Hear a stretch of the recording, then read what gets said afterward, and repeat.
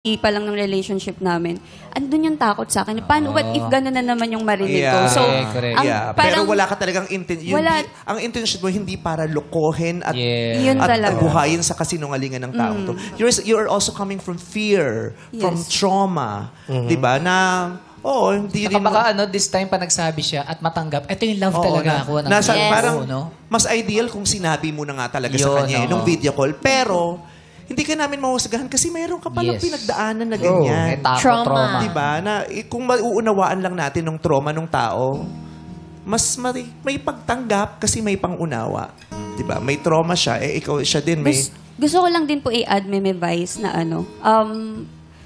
somehow naintindihan ko si Mel nakwento ko na rin to sa iba and laging naririnig ko mababaw. Pero gusto ko siya ipagtanggol sa part na yun. Kasi di ba po tayo, magkakaiba tayo ng, for example, yun sa kanya, ang pinakamasakit na magagawa ng tao sa kanya is yung pagsisinungaling.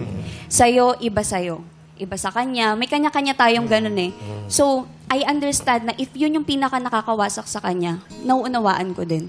Kaya nga nung umabot kami nung 8 months, bago ko aminin sa kanya yon, alam ko na yung kahihinat na nun is break up. Kasi umpisa pa lang sinabi niya sa akin, yun yung masakit sa kanya.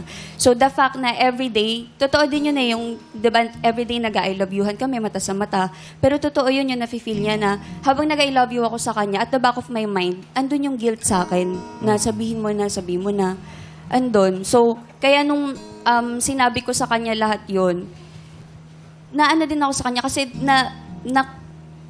alam ko hindi niya ma-contain yung emotion that time, pero na-handle niya yung pain. I saw the pain in his eyes. Painful talaga yun. Yung everyday, alam mo, may nararamdaman kang hindi maganda. Painful talaga. Give ko sa iyo yun. Ako, nagigets kita. Kahit ngayon, ang gusto ko lang sana na ako, kahit paano, gusto kong ma-impart sa'yo ang hindi ako okay. Sorry if this will offend you, pero hindi ako okay. Na sana ma-realize mo yun na you don't have to blame yourself pag niloko ka ng kahit sino.